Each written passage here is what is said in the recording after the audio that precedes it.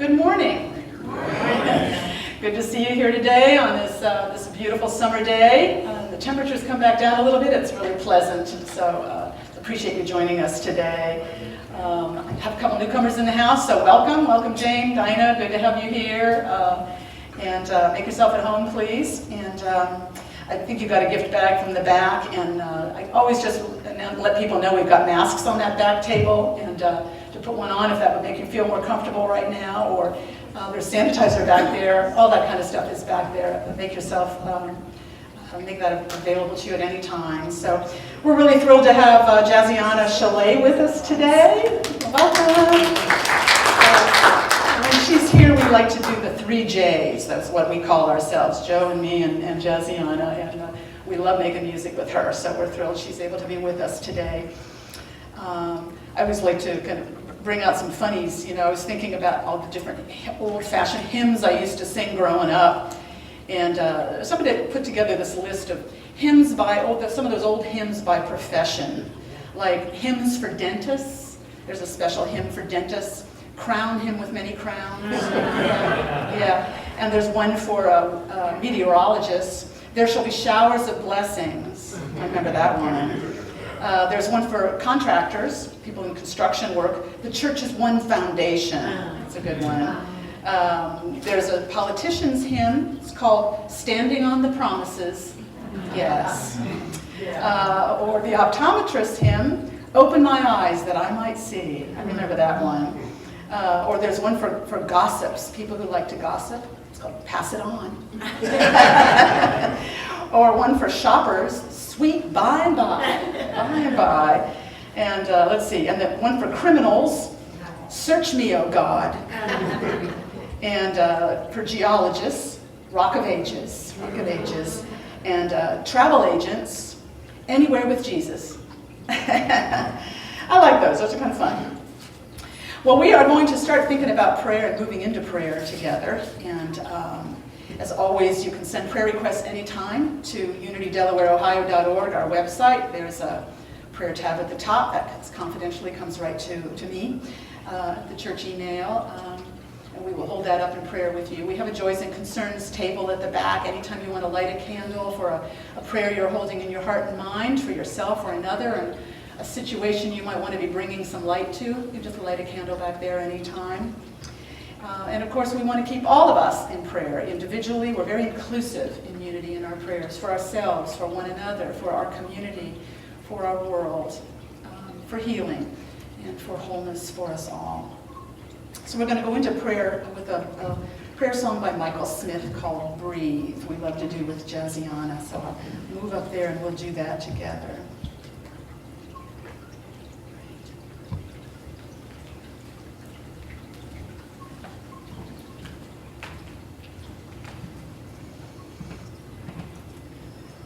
You'll catch on to this quickly, so just join in wherever you want to, or hum along, whatever.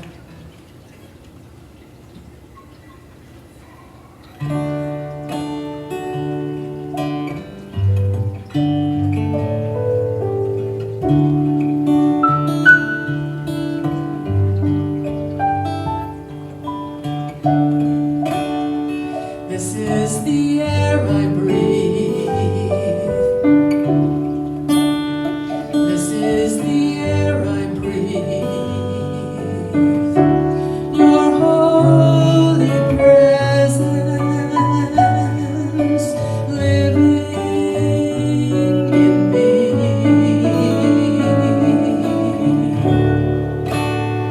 This is my daily bread.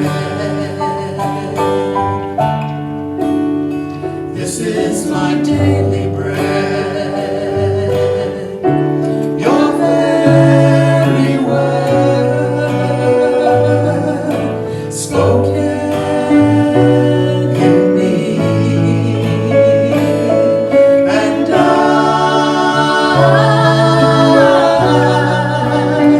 I'm listening for you.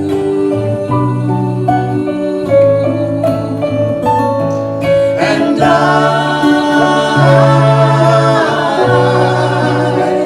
I'm living for you.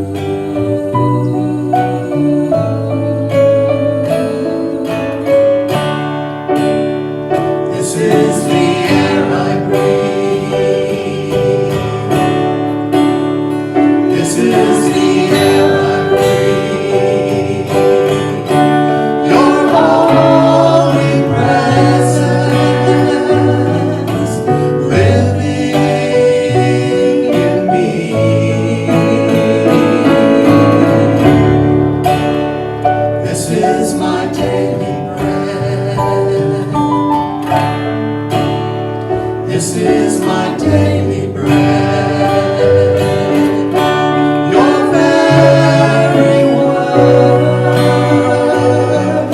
spoken in me, and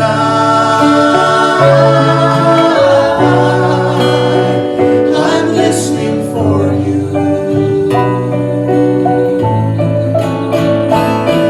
And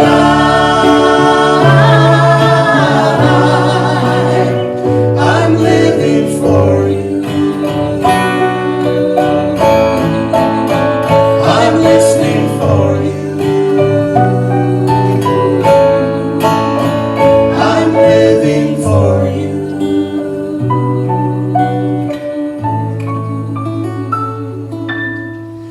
Let's close our eyes for a moment and allow ourselves to become even more centered and still, even more aware of that power and presence that lives in us, that we live within, that we move and have our being within at all times, in all circumstances. That power and presence of God that is with us all. We turn our whole attention to that power right now. We remember the high truth of its life within us and all that that makes possible. That energy of renewal is flowing through us always, healing all the broken places, mending our spirits, uplifting our hearts, guiding us with its deep wisdom, moment by moment, day by day. The life of God in us, unfailingly.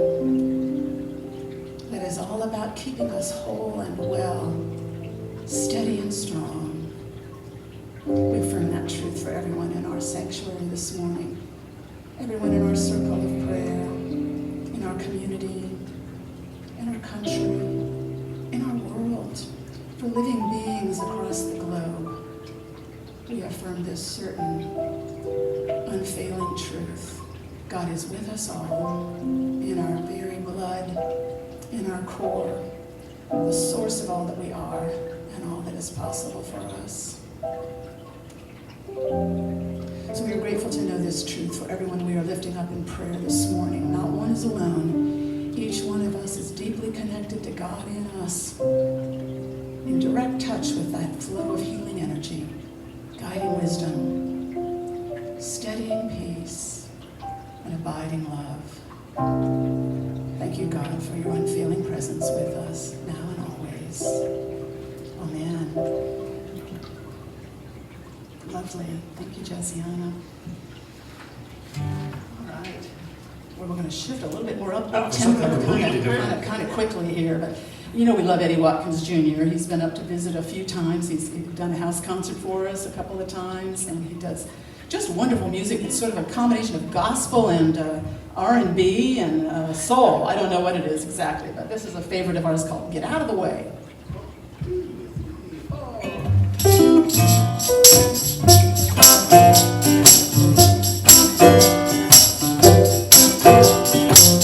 Run around, fixing this and that, giving it up to God and taking it back. Just release and let it go. You don't even have to think about it no more. Get out of the way. Get out of the way. Join us on that part. Get out of the way. Get out of the way. Get out of the way and let God do His thing. Well, you look like the weight of the world's on your back. Just take a deep breath and cut yourself some slack. All that drama ain't good for you. You couldn't change waters if you wanted to. So get out of the way. Get out of the way. Get out of the way. Get out of the way. Get out of the way and let God do His thing. Jam your heart.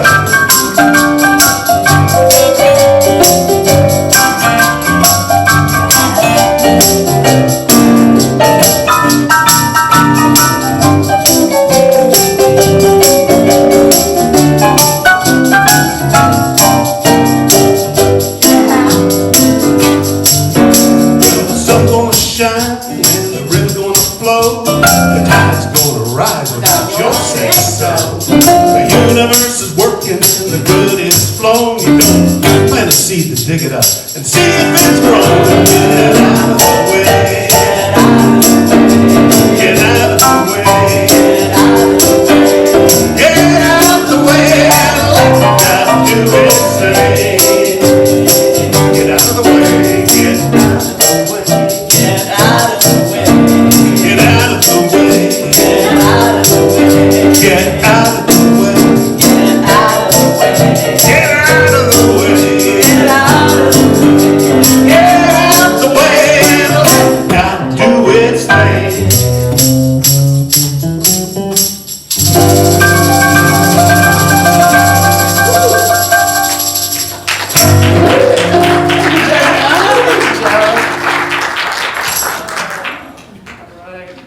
Shift down here a little bit. I'll put this on before I move that. Fun to be the 3 J's. We don't get to do that often enough. But we're going to get to Jazziana here more often. We're going to work on that. We talked about it already. All right.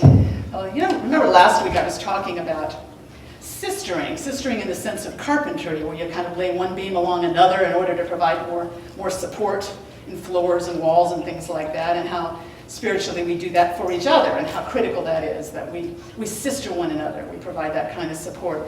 So I started thinking, we need to work on sistering ourselves just as much as on others, because sometimes we're the last ones we provide that extra support to as we need it. We think we have to do it ourselves. We're very hard on ourselves, very critical of ourselves.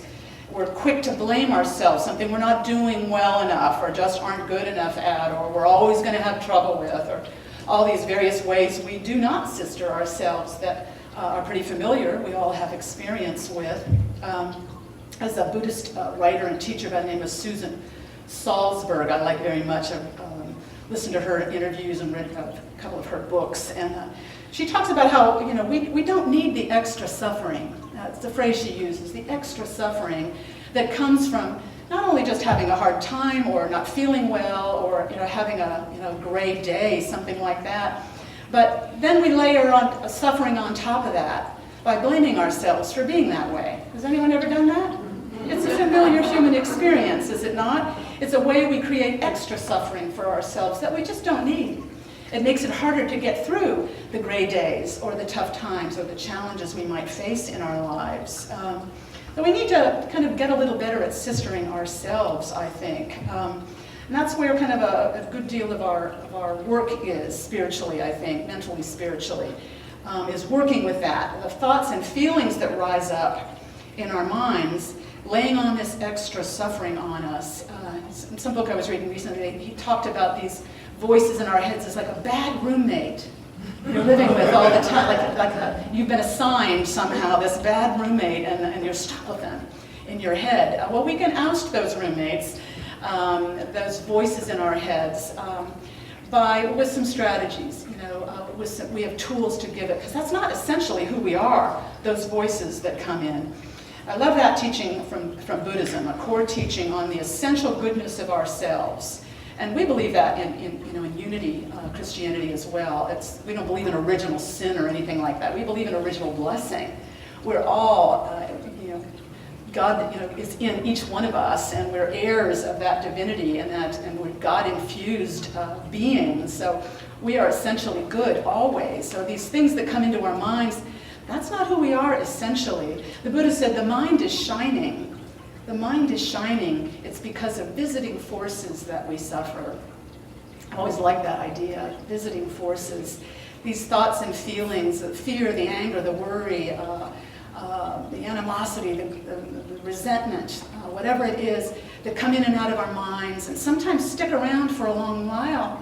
Sometimes they're kind of relentlessly with us, like that bad roommate, but they're not essentially who we are. We can work with that. Our essential self is above that and is not subject to that. Those visiting forces that come and go, they're still always just visiting. Certain habits of mind. And we all have certain ones, I think, that are kind of familiar trains of thought that come up in times of stress, perhaps. Visiting forces that can lay on a lot of extra suffering that we don't need. So really, the key thing is really, to start with remembering that, that it's not who you really are when these visiting forces come through. And it's not just you who has this. We are all dealing with this challenge of thoughts and feelings that come in and out of our minds, laying on extra suffering, particularly in times of stress or challenges. So Susan Salzberg talks about in her book, this is one of the great gifts of meditation practice, is that we begin to learn how to turn our minds away from those visiting forces that are making us miserable and return our minds to ourselves. And she makes the point that the healing is in the return. It's not in trying to get to a point where they never happen. These thoughts and feelings that make us anxious or angry or whatever, they're never going to come into our minds. We don't tend to get there as human beings. They're always going to be there. The healing is in developing the practice of being able to turn our minds away from them. Return. The healing is in the return, returning to ourselves, our higher selves. And we can develop the capacity to do that, not just in meditation, but in our daily life. And as we develop it in meditation, it becomes stronger and stronger for application in every aspect of our lives. Whenever we have these things come up, these worries, these fears, these animosities, in Buddhism they call them the Five Hindrances. They get very clear and specific in Buddhist psychology, which I rather like, but hindrances like fear or agitation or doubt or things like that, restlessness. Five hindrances, and we can work with those, and part of the work is recognizing when they're rising up so that we can return. Because sometimes we can go through day after day for a while in the grip of visiting force, wouldn't you agree? Before we realize, wow, I have been walking around angry for days, or I have been walking around with this sense of dread all week, or whatever that hindrance is that's blocking that radiant self from feeling peaceful and centered in who you are. We can develop the capacity to turn away from those visiting forces, return to ourselves, and that's where the healing is. That's where the healing comes. I think we have this. It's not just in Buddhism. I think we have this in Christianity too. This notion that we are whole and well as we are. We're each of us connected with God, and we have that radiant selfhood. That's who we essentially are. And we get away from that. Our thoughts and feelings take us away from that, and we can return to ourselves. We can bring our minds back. In Christianity, you might find some old-fashioned language like repent, turn away from. But the original meaning of repent simply meant that. Turn away from what's troubling you. Turn away from the anger and the worry and the upset. To change your mind. To turn away from. It's different language. John the Baptist, Jesus, they all used that language. Jesus also taught very strongly, I think, that there is nothing being held against us by God. That's for certain. We are beloved creations by God. Each of us infused with that God power and presence. There's nothing judging us except ourselves. And we can always have the capacity to return to ourselves and our higher selves and feel that God connection again, because there's never any judgment or condemnation in the deity. We create a mean deity. Anyone else grow up on a mean deity? We don't believe in a mean deity in unity, and I don't think Jesus taught one either. He taught a loving God, always there for us, always loving us. It's the power and presence of God in and around us always that's never judging or condemning. His wonderful story of the prodigal son is probably the best story about how he taught this truth. And it's very much about this idea of returning to yourself. It's a very old story about, a young man. There are two sons of a fairly wealthy, farm owner, land owner. And the younger son is restless, like a lot of young men probably, and he wants to go out and enjoy his life. He doesn't want to work constantly. So he wants his inheritance ahead of time, and he wants to go out and use it and enjoy himself. And the father says yes. God is always saying yes to us. This is the end. This is what Jesus is communicating in this parable, is what God is like. So God says yes. The father says yes, and the son goes out to make his way in the world, and he gets into a lot of trouble. And he wastes a lot of money. The old version I remember was that he wasted it all away on profligate living. I never knew what profligate living meant. It would mean something different now than it did in biblical times, but it wasn't good, I knew that. He wasted it away on profligate living, got into a lot of trouble. His resources were all gone. And he was feeding pigs, trying to even eat some of that fodder. And finally, the scripture says, that I grew up on anyway, said he came to himself. He returned to himself. He remembered who he was. He was a child of God. He remembered his higher self. He returned, and the healing was in the return, right there when it happened in his mind and heart. And he turned back toward home, and God the Father, this is God, Jesus' image of God for all of us, ran to greet him with gratitude and joy and ordered up a feast. No judgment, no wagging of fingers, none of that. Welcome back. My son has returned to me always. Never any judgment or condemnation, only what we lay on ourselves. And we always have this capacity, God-given, to turn back, to return to who we truly are. Higher selves, God-connected beings. And in that return is the healing.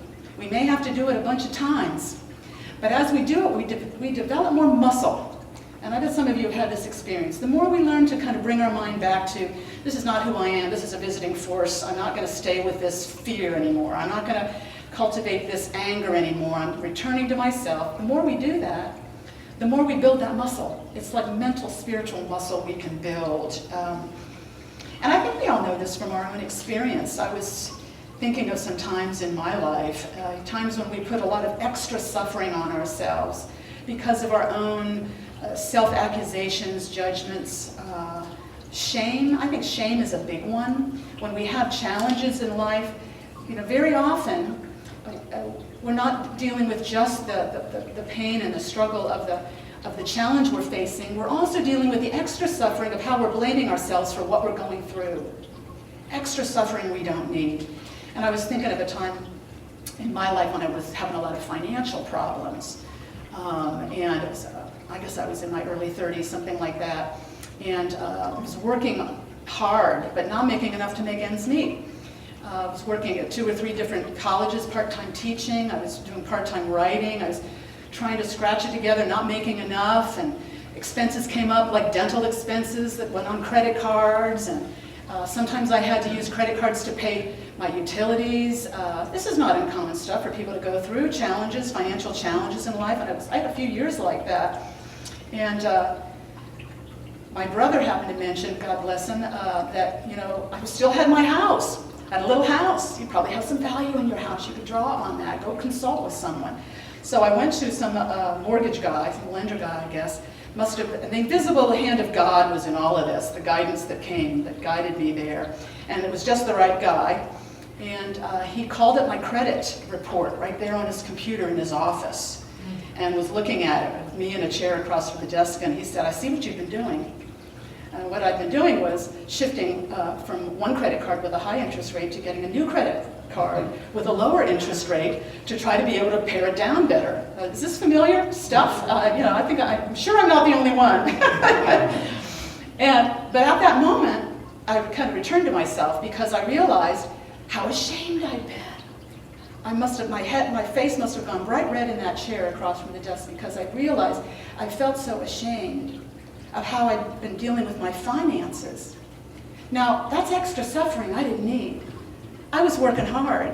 I was going through a tough time financially. This happens to people. Why did I feel shame about it? Sometimes we go there automatically without even thinking about it. All of a sudden we're ashamed that we're sick. How did I bring this on myself? All of a sudden we're ashamed that we're broke. We're ashamed that we're older, that we can't do the same things that we used to. We get ashamed of all kinds of things in our life that are ridiculous. Why are we putting this extra suffering on ourselves? That was a moment I returned to myself, and the healing was in the return. And I think every time we can do that and recognize, wow, I've been carrying around a lot of extra suffering with this way I'm judging myself. You're not sistering yourself anymore. You are not supporting yourself anymore. When we are layering ourselves up with a burdensome blame, judgment, criticism, we have withdrawn support from our own selves, and we need to get back to, I'm working hard, I'm doing my best here, we all have challenges, and I'm not going to blame myself and lay a bunch of extra suffering on myself. That's not God in me, that's just me. There's these visiting forces that we all deal with. They come and go, they're not who we are. We can bring our mind back. And there's a lot of strategies we can use to do that. Meditation is probably the key one, but there's to deal with these critical inner voices. I was thinking of a couple of fun things I'm aware of other people do, like the musician Karen Drucker. Many of you like Karen Drucker's music. We've had her here. She's got, particularly if you've got a really strong critical inner voice, she's got a song going, it's called Taming My Inner Critic. Taming my inner critic, you're not welcome here anymore. So it's a good song. It brings a little humor to this idea of, I'm not listening to my inner critic, get down. She's got a song about, I don't have to be perfect, I'm doing the best I can. You knew that one, all right. All of these songs, very helpful to us in getting this inner voice under control, this visiting force we don't need because it's causing extra suffering. Susan Salzberg, this Buddhist teacher I like, she says if you've got a particularly nasty inner critic, she recommends giving it a persona, a wardrobe, something tangible that you can kind of deal with more easily. And she has one that she found. She was actually looking at a house, and she went into a room, and they had a Peanuts cartoon on the wall of Lucy and Charlie Brown. You all know these characters. And the caption in it said, Lucy was saying to Charlie, "The trouble with you, Charlie Brown, is you're you." That's a nasty thing to say. And that became her inner critic, Lucy. So she gave her inner critic this persona of Lucy, who's always so critical, saying mean things like that. And she'd say, all right, whenever something came up in her mind, like she was criticizing herself harshly, unnecessarily, she'd go, all right, Lucy, back down. I hear you, back down. And she'd get this caricature, cartoon, and figure in her mind's eye, and could subdue that visiting force and bring her mind back to her essential self and supporting herself, whatever the challenge is you're facing. The daily practice that's probably most powerful is a daily meditation practice, and it doesn't have to be anything fancy, but just sitting down for a few moments, 5 or 10 minutes can have a big impact. Sitting down, focusing on the breath. It's ancient teaching, it never fails to work. And follow the breath with your thoughts in and out, and your mind will wander. That's the process. Your mind will wander up down some track, and then you take note of it and you bring it back to the breath. And then go off on another track and you'll bring it back to the breath. And as you're doing that, you're building your mental spiritual muscle to return to yourself again and again. That's the practice. I think we often make the mistake of thinking the practice is I should get to a point where my mind never wanders. Anyone ever think that? You don't get there. That's not the practice. The practice is you develop the mental spiritual muscle to bring your mind back, to control, to manage your mind so that you're not creating a whole lot of extra suffering for yourself by letting your mind wander down miserable paths and not even being aware where they are. And we've all been there. Sometimes those paths go on for a long time before we can realize what we're doing and return to ourselves. So meditation practice is really all about developing that capacity so that we are not enslaved to those visiting forces. They just come and go, as they do for all of us. They just come and go. And we develop a peace in the process. There's a healing that comes from the return, from coming back to ourselves again and again. I like Susan Salzberg. She says, I think of the visiting forces, the things inside me, the patterns that come and go, the thoughts and feelings that come and go, are like weather patterns. Like outside here, the weather patterns that come and go, we don't get all stressed about. Same thing in here. They're like weather patterns that shift. Some days are grayer than others. Some days are all blue skies and sunshine. That's nice, but they're going to shift. Always shifting in here. And that's a good kind of philosophical way to look at it. And from this practice of bringing our minds back, returning to ourselves again and again, I think we also begin to realize our awareness is higher, is more than these visiting forces. We're the higher consciousness that can observe them, where they're going, and we can return to ourselves. And the return is in the healing. So let's take that into a prayer for a moment, if we could. Close our eyes and affirm together our understanding that God in us is always goodness, is always truth. Our higher self is always tapped into God in essence. We are not flawed. There is nothing wrong with us. We are radiant selves. We are whole and well, God-infused beings. So we affirm our commitment this day to sister ourselves, never to condemn or criticize or judge ourselves, to remember that the thoughts and feelings that rise and fall come and go like weather, and they do not control us. And we can bring our minds back again and again to who we truly are. God-connected beings having this human adventure. We are one with the living God, and all is well. And so it is. Amen. Can I have an amen? Amen. That's good. Love to hear those. Well, we're going to have another song in a moment. I always like to take a moment to thank everyone for their support, everyone here, everyone online. Gifts are coming into the church in lots of different ways now. Support for the ministry. We have love offering baskets on the back tables. We are grateful for your gifts here today. We're grateful for PayPal gifts that come in. I've already seen some this morning, or checks that come to the church. So I always like to use that offertory blessing, even though we're not passing the basket around. They're on the tables and gifts coming in so many different ways. We still like to affirm that affirmation of abundance. So if you join me in that, those of you who know it. Divine love through me blesses and multiplies all that I have, all that I give, and all that I receive. And I am grateful. So it is. We're going to go up and do another song. It's a really easy one. I hope you'll join us on.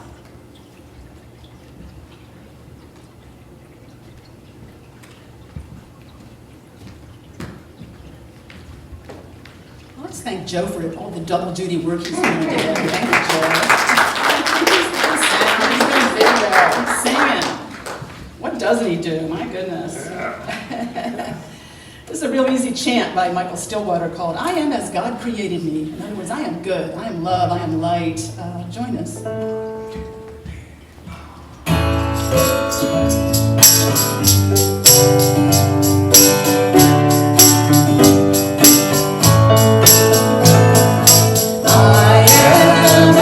Created me in the light, in the love, in the glory. I am as God created me in the light, in the love, in the glory. In the light, in the light, in the love, and the glory. In the light, in the love, and the glory. In the light, in the love, and the glory. I am in the light, in the love, and the glory. In the light, in the love, and the glory. In the light, in the love, and the glory. I am as God created me. In the light, in the love, in the glory. I am as God created me. In the light, in the love, in the glory. Everybody, in the light, in the love, and the glory. In the light, in the love, and the glory. In the light, in the love, and the glory. I am in the light, in the love, and the glory. In the light, in the love, and the glory. In the light, in the love, and the glory.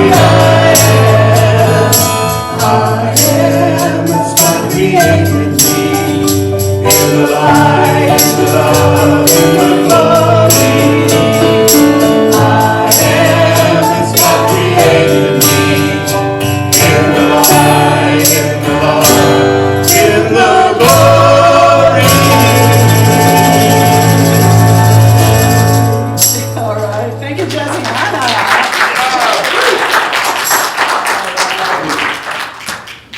So appreciate Jessiana being with us today, so we can be the three J's again. All right. Well, we're going to have, in a moment, just a few community announcements, and our